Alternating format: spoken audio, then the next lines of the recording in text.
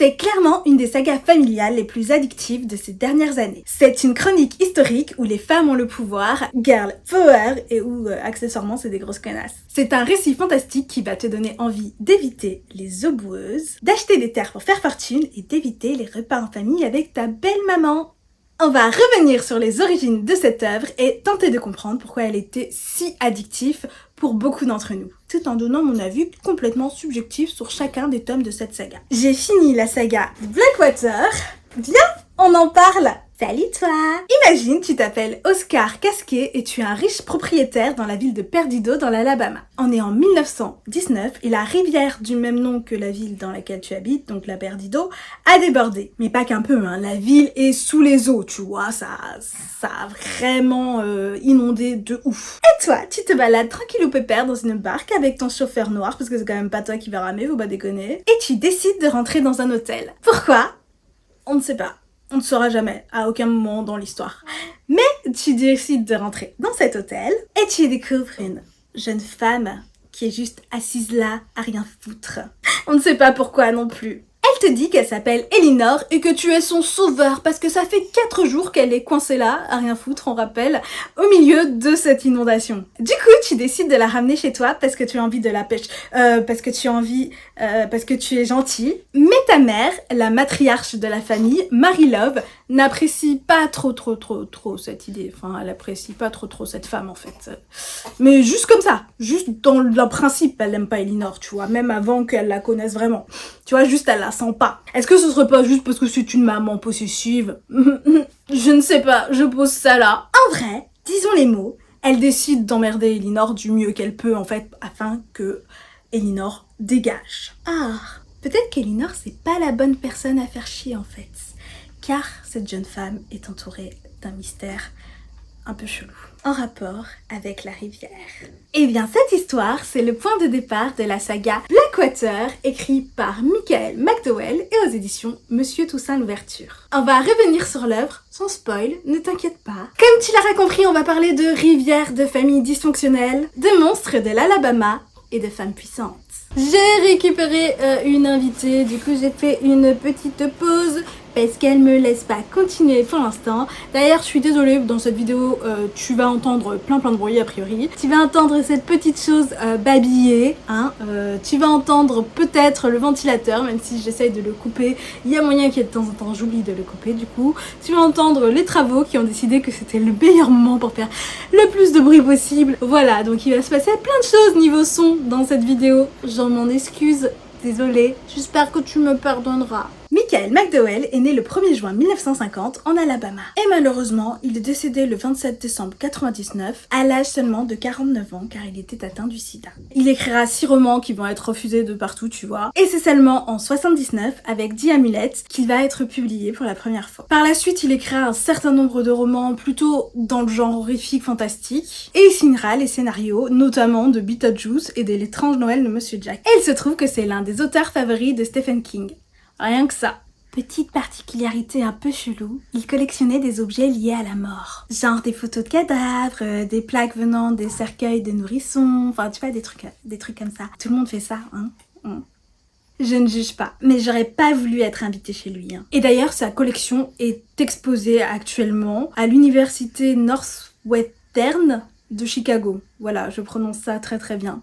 Ben, tu vas trouver. Hein, par toi-même, où c'est que c'est exposé le truc. Si ça t'intéresse, bien évidemment. Cette passion macabre explique pourquoi la mort est tant présente dans ses écrits de façon très détaillée. Hein. Vraiment, on y va dans les détails, on n'a pas peur. C'est le cas notamment dans Blackwater qui sortira en 1983 au format feuilleton, c'est-à-dire à hauteur d'un livre par mois. Ce truc-là, enfin il y a des gens ils sont en mode ah c'est trop original mon dieu, mais non, c'était hyper courant par exemple au 19e siècle, là on pense à Zola, on pense à Hugo, et puis on le retrouve aussi dans les mangas. Tu vois, dans les mangas au Japon, t'as pas directement le manga qui sort directement fini, enfin un tome fini, c'est vraiment chaque semaine ou chaque mois, ça je ne sais plus, t'as un chapitre qui sort dans un magazine. En France, ce n'est qu'en 2022 que la saga sera publiée pour la première fois. Il y a juste un tout petit peu de retard entre 1983 et 2022. Et c'est les éditions Monsieur Toussaint Louverture qui sortira la saga dans une édition magnifique. Attends, je te montre le dernier tome, pourquoi pas. Non, pas le dernier tome, je te montre Le premier tome, tu vois, c'est magnifique, c'est un livre de poche et ça brille. J'aime quand ça brille. Je sais pas si tu vois en vrai, parce que peut-être ça brille trop, peut-être ça fait des reflets, c'est aveugle, mais c'est très très beau. Les livres sont très beaux. La Crue, dont le titre original est The Flood, est sortie en 1983 aux États-Unis et en 2022 en France aux éditions Monsieur Toussaint Louverture. Regarde-moi cette beauté. C'est Page Turner, t'as pas envie de lâcher ton livre. L'horreur, y en a pas tant que ça, et puis c'est soft. Tu vas pas être trauma en lisant ça, même si ça n'hésite pas à trucider des gosses. Peut-être que tu vas être trauma en lisant ça finalement. Qu'il crève ces morveux, ils servaient à rien de toute façon. Les personnages sont très intéressants, notamment Marie-Love qui est, tu sais, ce genre de vieille femme qui fourre son nez partout où ça la regarde pas. Tu sais, le type de femme qui espionne ses voisins par la fenêtre. Tu sais, la mégère qui vit avec sa fille qui a plus de 30 ans et...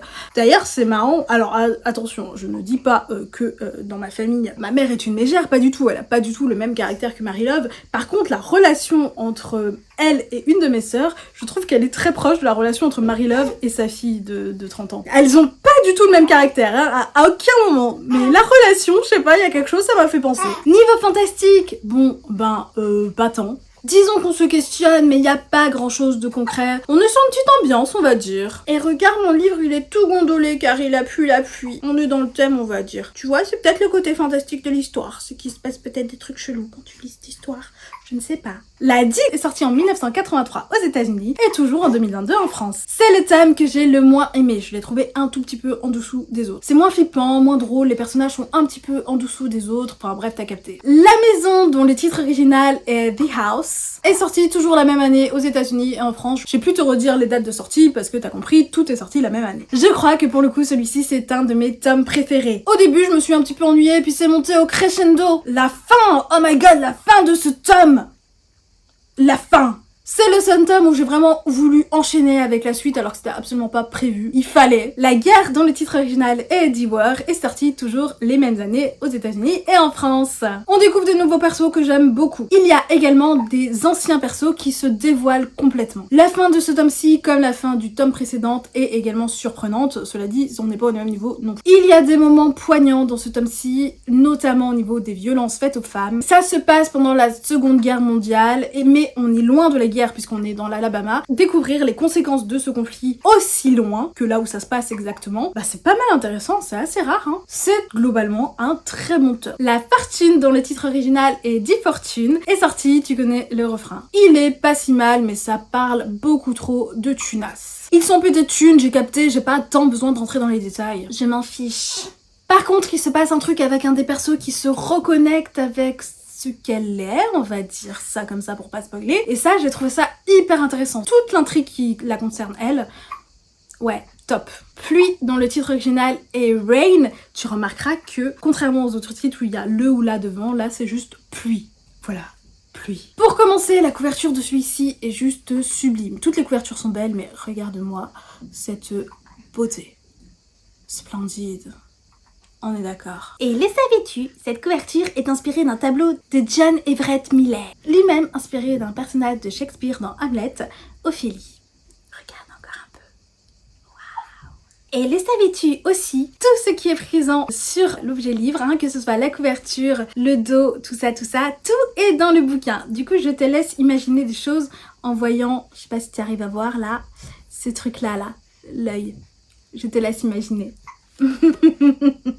Sachant que moi j'ai des traumas avec des trucs qui se passent dans les yeux, tu vois, dès qu'il y a une scène dans un film où on rapproche quelque chose des yeux, je suis là ah.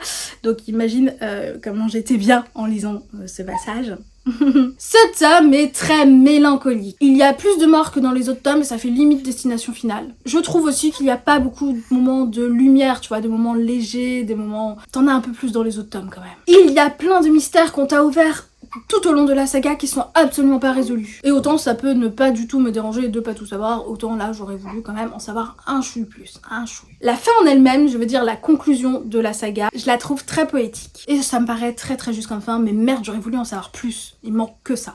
Pour conclure, en donnant un avis global sur la saga. Blackwater est un excellent divertissement. C'est une chronique familiale très intéressante tant les personnages sont tous attachants les uns que les autres. Alors que la plupart sont des connards. Mais ils sont attachants quand même, on les aime bien.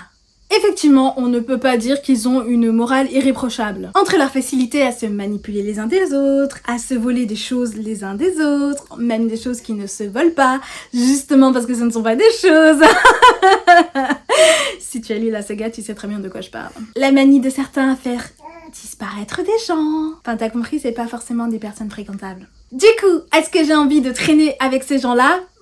Absolument pas. Et pourtant, j'étais impliquée dans le sort de chacun d'entre eux, sans même avoir de parti pour aucun d'entre eux. Hein. Parce qu'en vrai, je vais pas te cacher qu'au tout début, j'étais en mode « Go Elinor, va crever Marie-Love !» Et puis, t'as Elinor qui fait un truc pas très sympathique. Et du coup, je suis là « Ah, peut-être pas tant. » Je ne sais pas tant, peut-être, on ne sait pas. Les relations entre les personnages du clan, parce que c'est pas juste une famille, c'est vraiment un clan, sont autant passionnantes que chelou. T'as pas envie d'être dans cette famille. Hein. Notamment en ce qui concerne les relations entre mère et enfant. On est vraiment sur quelque chose de particulier. On ressent vraiment les liens de parenté entre chacun parce que ça se passe sur 50 ans en fait. Donc t'as le temps de voir évoluer les gens, tu vois. Tu vois des naissances, des morts, c'est la vie. Et tu ressens vraiment chez les enfants quand ils grandissent les liens avec leur aîné. Tu sais, dans le caractère, il y a des trucs que tu retrouves. Par contre, chaque personnage a son caractère distinct. Mais tu retrouves les liens de parenté, tu vois, c'est bien fait. Ah mon dieu, j'ai trop chaud, qu'est-ce qui fait chaud ? Justement, du coup, ça se passe sur 50 ans, donc en termes de période historique, tu retrouves la ségrégation, la Grande Dépression, la Seconde Guerre mondiale, l'avènement du pétrole et autres éléments historiques. Attends, je fais une pause, j'ai beaucoup trop chaud, une pause ventilo.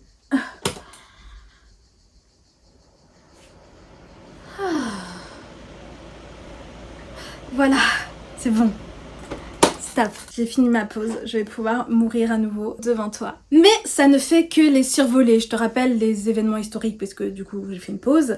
Ça ne fait que les survoler, on rentre pas vraiment dans les détails, tu vois, c'est vraiment on survole les trucs. Tout simplement parce qu'il y a beaucoup trop d'époques, donc du coup tu peux pas aller en profondeur avec des petits livres, hein, parce que je rappelle que c'est vraiment un petit format, donc c'est normal que tu puisses pas aller en profondeur. Par contre, malgré les époques dans lesquelles ça se passe, c'est quand même plutôt assez féministe. C'est vraiment les femmes qui dirigent le clan casqué, tu vois, c'est vraiment les femmes qui prennent les décisions, qui ont le pouvoir. Les hommes ils sont limite là pour décorer. C'est vraiment les femmes qui savent gérer les affaires. Chut, tais-toi si tu es un homme, laisse ta femme faire, elle sait mieux que toi.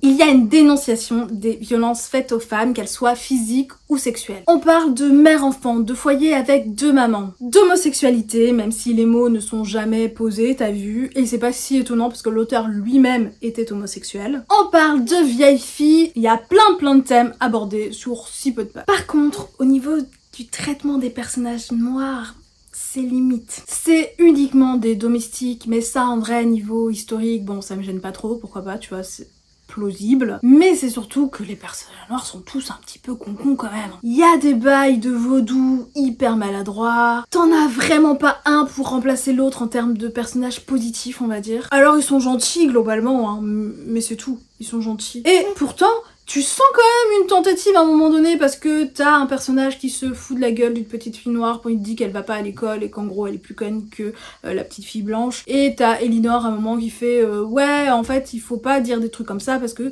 c'est pas vrai, c'est juste qu'on lui donne pas les mêmes opportunités et c'est pas elle qui a décidé. Si elle avait les mêmes opportunités que toi, elle serait tout aussi intelligente, voire plus intelligente que toi. Il y a un truc, un bail comme ça. Donc du coup t'es en mode ah ça c'est cool, ok, ça on est dans un discours qui est cool. Mais avec tout le reste du récit, je trouve ça se noie un peu. En termes de représentation des personnages noirs, tu vois, toujours aujourd'hui, en 2025, on ne sait toujours pas représenter systématiquement de manière correcte les personnages noirs, donc je vais absolument rien dire sur un texte qui est sorti dans les années 80. Enfin, au niveau fantastique horreur, ce qui est très agréable, c'est qu'on peut passer du rire à l'horreur en quelques secondes, comme ça, en un claquement de doigts. Les créatures fantastiques mises à l'honneur ne sont pas aseptisées, on va dire. C'est vraiment pas la version Disney du truc, c'est la version qui bouffe des enfants. La Perdido, que ce soit la rivière ou la ville, c'est limite des personnages et ça marche très bien pour te mettre dans l'ambiance du truc. L'horreur est assez graphique, même si elle est pas très présente en réalité. Quand elle est là, tu te la prends dans la face quand même. Si tu lis cette histoire pour le côté horreur ou même fantastique, en fait, il y a pas tant de scènes que ça dans le récit. Donc tu peux être déçu si vraiment c'est ta porte d'entrée. Tu te dis, je vais lire un récit horrifique. C'est là, c'est présent. c'est pas hyper prégnant non plus. Il y a plein de choses lancées comme ça là sur les créatures et t'as plein de choses laissées en suspens. À la fin on t'a pas tout dit. On saura jamais vraiment totalement à quoi on a affaire en fait. Et ça peut frustrer, mais ça ne rend absolument pas la saga moins intéressante. Pour autant. Du coup, comme tu l'auras compris, je t'ai parlé un peu de toute la saga parce que de toute façon, en vrai, c'est sorti, ça aurait pu être un seul tome. Vraiment, je trouvais ça pertinent dans ma conclusion, plus te détailler ce qui se passe. Du coup, maintenant, pour conclure vraiment, c'est que j'ai aimé la plume addictive, les personnages imparfaits mais attachants, l'ambiance, le côté féministe et les dénonciations, les quelques scènes fantastiques et horrifiques, l'humour, ce que j'ai pas aimé, le manque d'infos au niveau des créatures, le manque de profondeur du côté historique, les personnages noirs représentés de façon douteuse. Si tu veux lire une saga familiale dans laquelle les relations entre les personnages sont complexes, si tu veux appartenir à un clan tenu par des femmes, si tu veux nager dans une eau boueuse dans laquelle des créatures meurtrières rôdent, ou te faire donner à la naissance telle une vulgaire monnaie d'échange, si tu aimes les chroniques familiales, les chroniques historiques, le fantastique, l'horreur, l'humour, l'Alabama, les rivières, le bayou, les femmes puissantes, le pétrole, les beaux livres qui brillent, cette saga est faite pour toi. A contrario, si tu veux entrer en profondeur dans un seul et unique genre, des personnages bons et si tu es frustré quand t'as pas toutes les réponses à la fin, passe ton chemin. J'espère que cette vidéo t'aura plu. Si elle t'a plu, n'hésite pas à liker, à partager, à t'abonner et à commenter. Si jamais tu es resté jusqu'à la fin, tu peux me mettre un petit emoji eau vague, enfin un truc du genre là. Et tu peux me dire si tu as lu cette saga, ce que tu en as pensé et si cette vidéo t'a donné envie ou pas de la lire si jamais tu n'as pas lu cette saga. Sur ce, des bisous.